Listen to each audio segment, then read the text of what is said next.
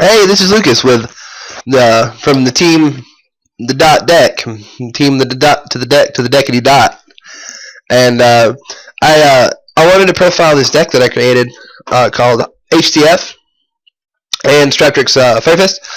Really good, really consistent. I top 4 locals with it today, and it performs so well. Like every choice was correct, and it's so beautiful.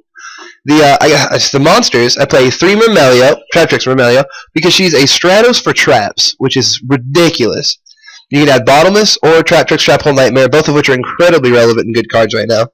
And with cards like this Traptrix Dionea, she's essentially a debris dragon for Traptrix. You bring her, you summon her, and you special summon out Mermelio to pop it back row, and you essentially have a +2, which is ridiculous.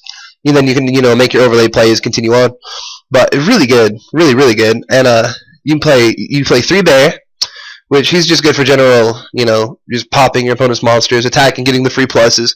Really hurts Gear, which is good because it's a super relevant deck right now. Wolfbark, to recur back the bears, to just get the general the Exceed plays going off. 3 copies of Fire Hand and 3 copies of Ice Hand, because they're really good right now, I think, for helping clear boards, disrupt opponents, and just net you card advantage. Like they're so good because they can just like blow things up and then float, and it's so strong. And your opponent has to play around it. Like, it's really good. And I played Grand Mole because the way I looked at it was artifacts like Molotov. He's going to come out, he's going to pop something. It takes 2 cards to do it. It takes Sanctum and a Molotov from the deck.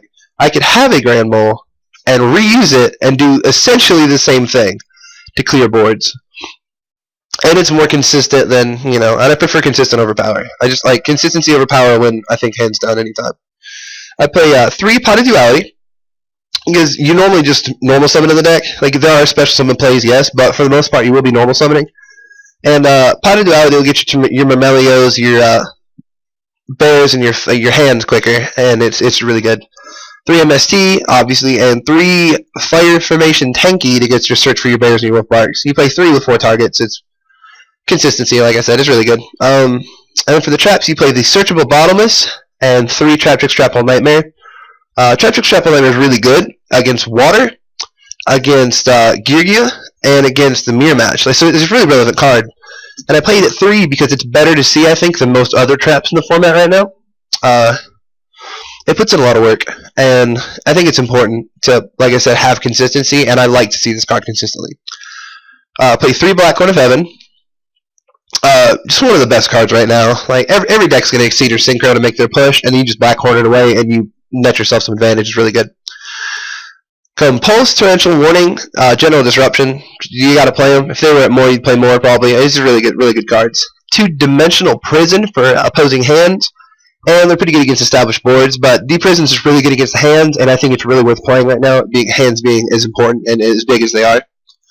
And 2 Wiretap for just to make sure that your plays go through, to prevent getting blown out by cards like I don't know, Ceasefire for what it's worth.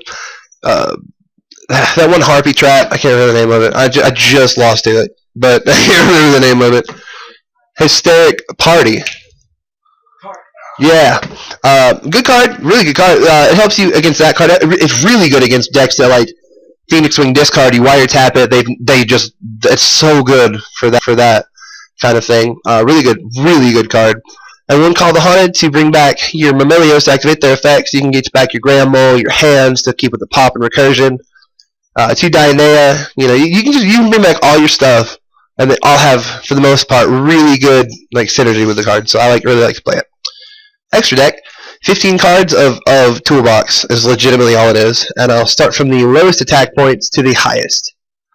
Rhapsody and Berserk, because Banishing from the Graveyard's good. You can play Cowboy to steal games, Dweller to prevent, opposing hands, and Water.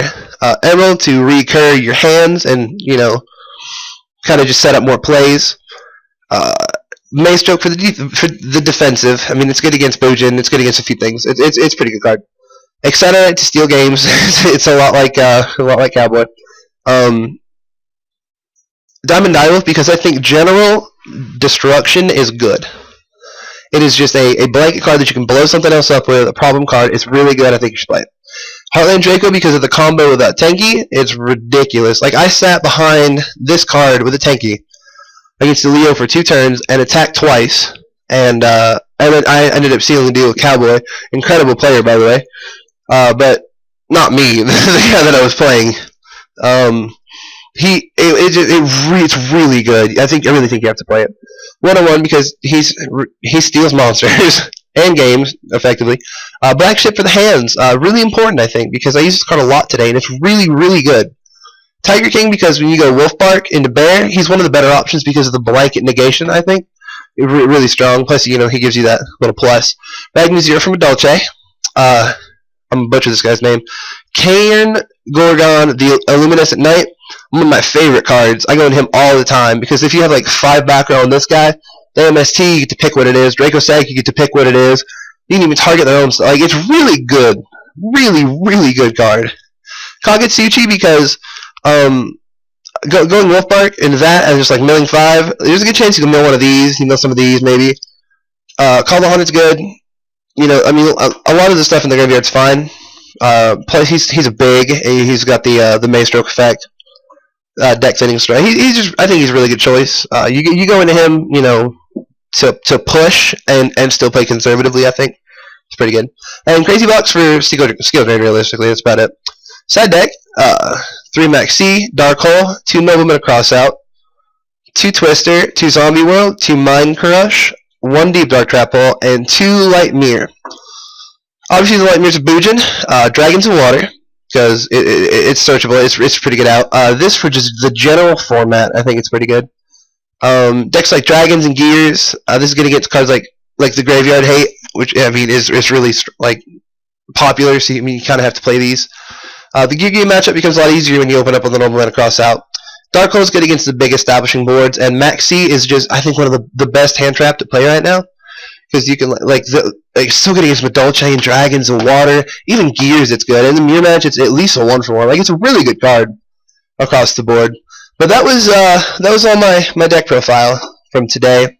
I lost to Madolche and then beat the same guy in top 8.